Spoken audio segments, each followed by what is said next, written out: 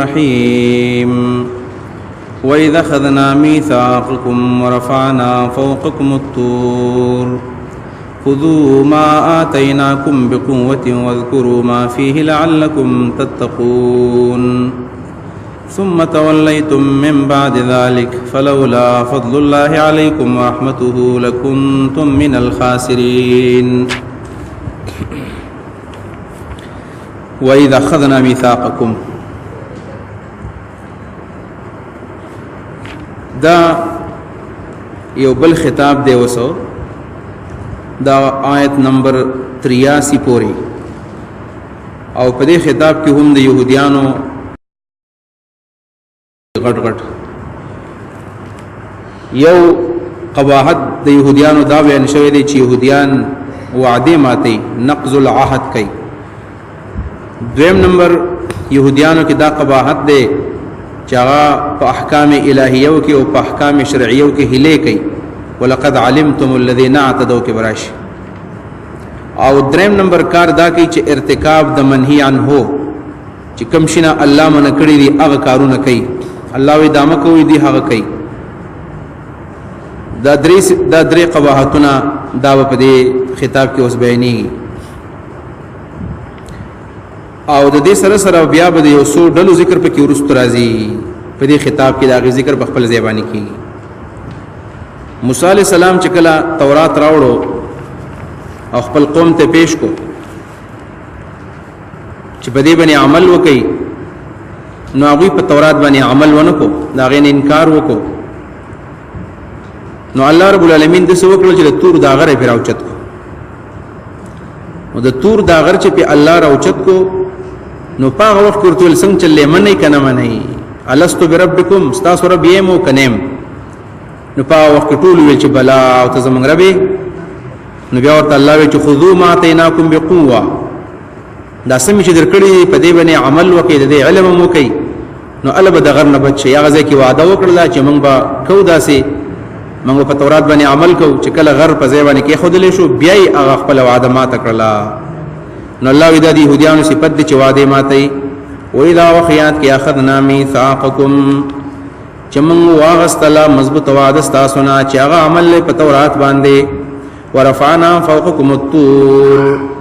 ورفعنا من راپورته کو فوقكم دا سورۃ الاعراف کې ان شاء الله راځي آیت نمبر 171 کې الته تفصیل ذکر ده. اعراف آیت نمبر 171 پاره کې الله تعالی غر په دې د پاس راوچت کړی دی. خجی واذ نتقنا الجبل فوقهم كانه ذلة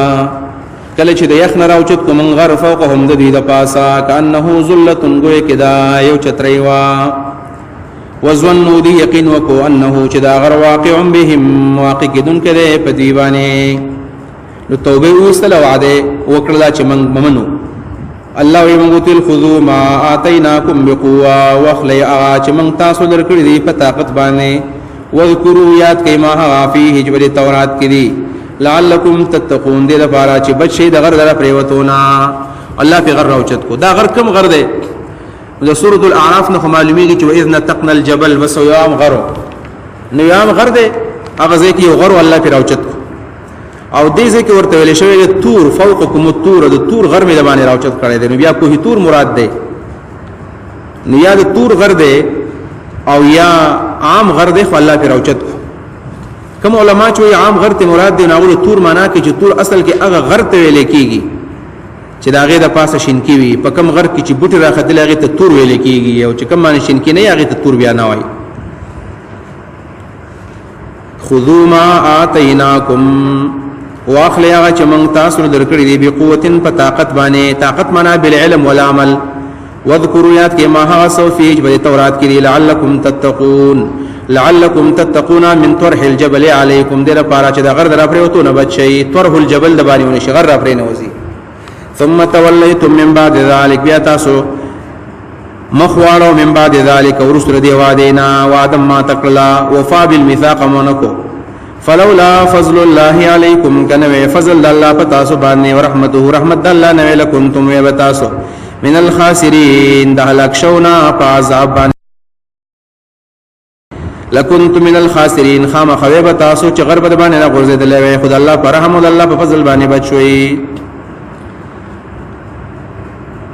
دې آیت کې دا راغلل چې الله رب العالمین د تور غر په دی باندې راوچت کو. قران مجید کې بل ذکر راځي چې لا اکراه فی الدین، په دین کې پچا باندې اکراه نشتا، زور پچا باندې نشي کولای. او د قران د هغه آیت او د دې په منځ کې خو تعارض راغی چې الله وی اکراه نشته په دین کې او دلته په غر راوچت کو شابه یو منی، دا خو په زور باندې هغه دی منی. دا غي جواب دا دی چې دا اکراه په دوه قسمه ده، یو اکراه د په عقیده کې، یو اکراه د په عمل کې. اکراه په عقیده کې دا چې ته پچا باندې دا زور کې چې شابه ایمان راوړګنی وجنم دی یا اسلامی حکومتي او هغه کافر په زور مسلمانانو دا ناجایز دي. په زور باندې څوک مسلمان اول په دین کې نشته. الله اکراه فی الدین دا معنا ده. یو اکراه د په عمل کې، نو په عمل باندې اکراه شتا. ورانه سره کوي د قانون پاسداري نه کوي. نو دا چونکه دی عمل نه کو، نو دا عمل په وجبانی په دی باندې اکراه وشولا. دا عمل په وجبانی دا په عقیده کې اکراه نه ده شوی. صحیح تعبیر دا وکا چې په زور باندې خو یو سړی مسلمان اول نشتا، خو چې کله یو سړی مسلمان شو او د ایمان په دایره کې دا داخل شو او بیا د مسلمانانو د میرز نه فواید اخلي، څنګه فواید اخلي؟ میراث د مسلمان نه اخلي، دا فائدہ ورته ملاويږي. د دې سره سره د مسلمانانو سره د نکاحونو تعلق ساتي، د مسلمانانو په غم خادي کې شرکت کوي، د مسلمانانو تعاون اخلي، زکاتونه اخلي،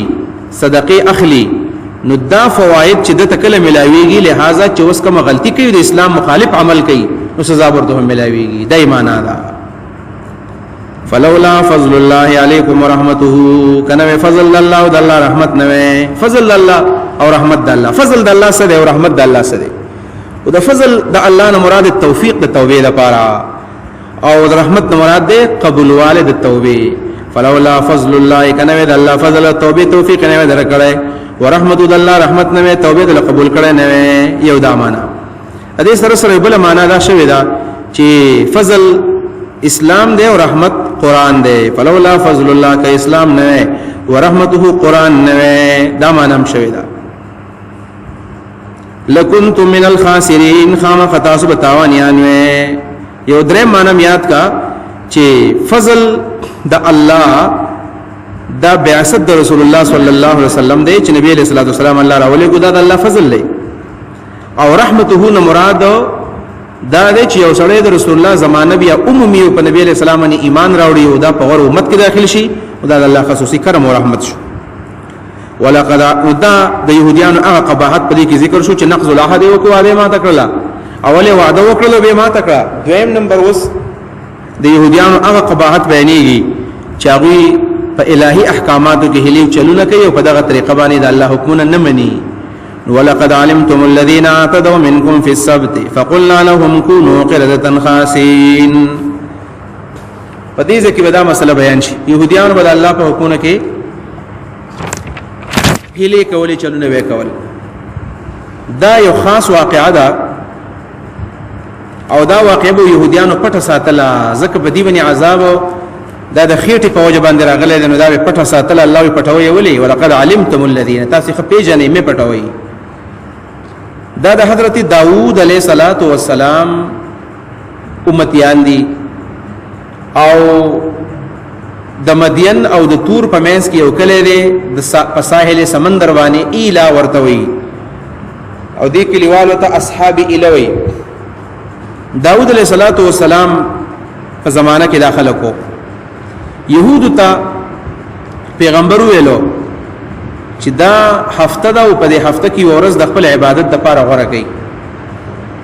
او ګورې الله و چې زما د جمعې ورځ خو خدا تاسو کوم خو خدا نو غیر اولګېدل او د هفته ورځ خو کړه. دغه شان عیسایانو ته خپل پیغمبر ویل چې الله و چې ورځ ځان له خوخه کوي او زما خوخه د جمعې ورځ د خو د اتوار ورځ خوخه کړل، او منګه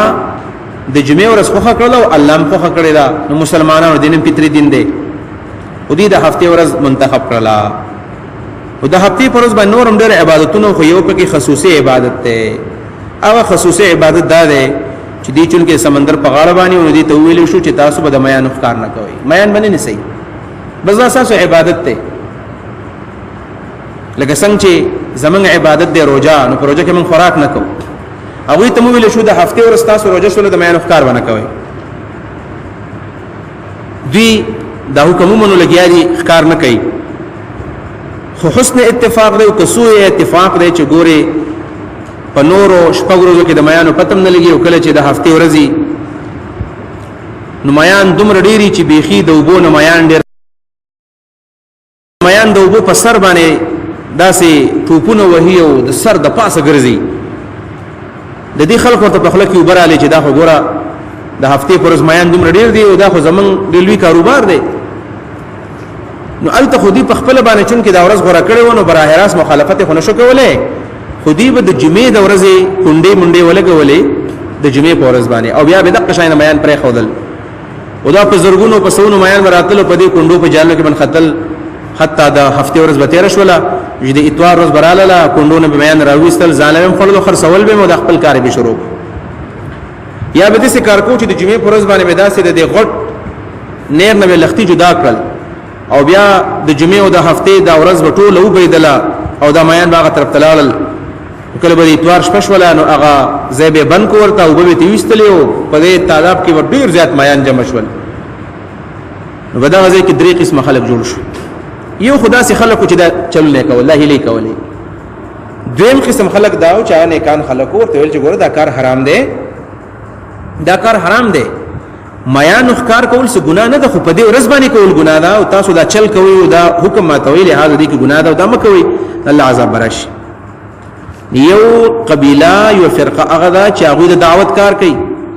دویم فرقه عملاً په دې ګناه کې درېمه قبيله په کې هم دا سیوا چې هغه ویلو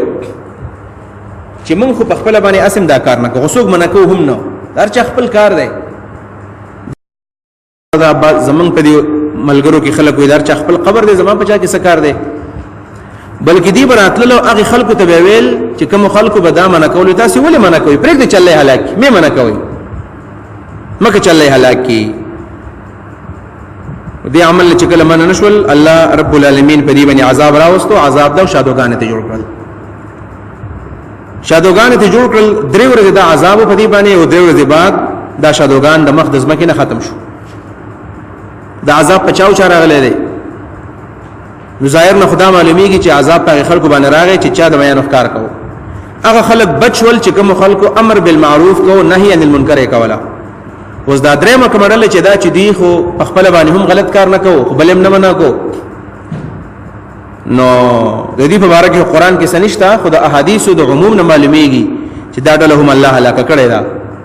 ځکه هلاک کړی دا چې دی د قوم په ګناه باندې خپه نه دي او د دې مخه ته ګناه کیږي او دې ګناه نه منع کوي او دا الله نبی وایي چې چا غلط کار ولیدو اول به بلاس باندې منع کوي کله لاس طاقت نه او په جبه به منع کوي او کدا طاقت نه په دریم ځل باندې بیا په فزړه باندې وسنه پرد کوي دې دا کارونه ونکړي لہذا دې هلاک شوی دي او بلغه دلیل لپاره چې یو قوم باندې الله د عذاب په سره وکړه جبريل راغی و یا الله په دې قوم کې یو بزرګ انسان دې په نفل ولاړ دی رسول نو الله رب العالمین جبريل ته په دبارې دنیا پاستر کا زکه فین وجهه لم يتمعر فيها د تندې کې خو زما د وجه نه کوت نه راغله په دې ګنا نه ده خپل خلکو ظلم کو د نه دي من کړی دام هلاک کا نو دا دوړل الله هلاک کړلی یو ور الله تعالی بچ کړلا نو ولقد علمتم الذين یقینا پیجنې تاسو هلاکه تدو منکم چې زیاته کړل تاسو نه فی سبت خلیفہ ورس کې او د خلیفہ احترام کې فقلنا لهم من قول ديتا كونوا شيء قردة شادوغان خاسئين زلل كونوا شيء تاسو كونوا أنتم شيء تاسو قردة شادوغان خاسئين زلل قردة خبر اول خاسئين خبر ثاني دو خبر شو دي قردة سره خاسئين لفظولي وایو دې وجه دا چې شادو خو ذلیل نه شادو خو ډېر خپل حیوان دي خلکو سره مینه کوي او خلک ساتي په کور کې ډېر مینه وسره کوي د ماشومان په خې د غټم په خې د شادو شکل خو خراب نه دی ذلیل او ته په دیو جوانی وایو چې دی د انسان نشادو جوړ شو نو دا ذلت شو چول انسان دی او بیا شادو ته جوړ شو دلته اوس دا مسله چې دا شادو ته څنګه جوړ شو آیا شکل شادو شو دا مسخ ظاهری شوی دا که مسخ معنوي شوی دا نو مسخ ظاهری او مسخ معنوي دي ته وي. مسخ ظاهری دا چې مکمل شکل داغه خپې داغه لاسونه داوی هر اندام د شادو یو قول دادي. او دویم دا چې نه معنوي تور باندې شادوغان شو لکه سید قطب شهید رحمه الله لیکلی دي چې ما دې سوچ او فکر په لحاظ باندې شادوغان شو. د شادوغان خوینه پکرالل نور د دوی چې کم نور دا شکل او شباهت دی هغه انسانو. خو صحیح خبردار چې نه قررتن خاصین معلومیږي دا چې بده دا دلیل نشته چې دا معنی مسخه ده بلکې دا خ شکلی مسخه ده او سوري مسخه ده شکل بدل شوی دی مکمل ارس بدل دي. خو بیا سوال زین ترازی چې شادو شو دې ته څه پته لګیدل چې موږ باندې عذاب راغلی دې خو پته نه لګي شادو تر څه پته چې ما باندې عذاب دی. جواب دا دی شکل د شادو د خصوص فکر د انسانو دا ته پته وا چې دا عذاب د الله دی او جړل به ځکه د واقعیت په تفاسیرو کې شته چې یو شادو براغه د خپل ترور زوی ماما زوی تر ماما او هغه صحیح سره هغه بچی دی ویل ته باقاعده برالو جړاګانې به کول چې زمونږ غټ زیاتې شوی دی. خو درې ورځې بعد دا نسل ختم شو.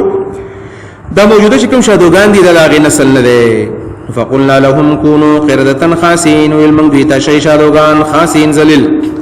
فجعلناها منغوغر زولدا واقعا یا فجعلناها منغوغر زولدا سزا یا فجعلناها وغر زمندا کله نکالن عبرت لما بین یدیها دا خلق د پاره چې حاضر دي کلیتا لما دا خلق د پاره بین یدیها چې حاضر وو دغه کلیتا بین یدیها معنا حاضر ید لاستوی لاسو ته نږدې مطلب حاضر موجوده خلق وما خلفها کم چې رستو د دوینا ځکه هر کلی نه یو کلی مخ کې یو تشاته نو دا مخ کې د پاره هم سبق شو د شاطر پاره هم سبق شو یا د بین یدیها مراد حاضر خلق او د ما خلفها نو رستونی خلق وموعظه او منغو ګرځو دا للمتقین نصیحت د متقینانو د پاره وموعظه منغو ګرځو نصیحت للمتقین د متقین د پاره. ابن کثیر لیکلی امت محمدی دا متقین دي د دې امت د پاره دا نصیحت ده او ځکه نصیحت ده چې دی به وي چې ګور رسول د الله په حکمونو کې هلي کوي نو الله تعالی با دی بني عذاب راولي. نو دا د شادوغانو ذکر شو چې دا په يهودو باندې په دیو باندې دا عذاب راغلی چې دوی هلي کولې د الله په حکمونو کې واغه به ختماتولې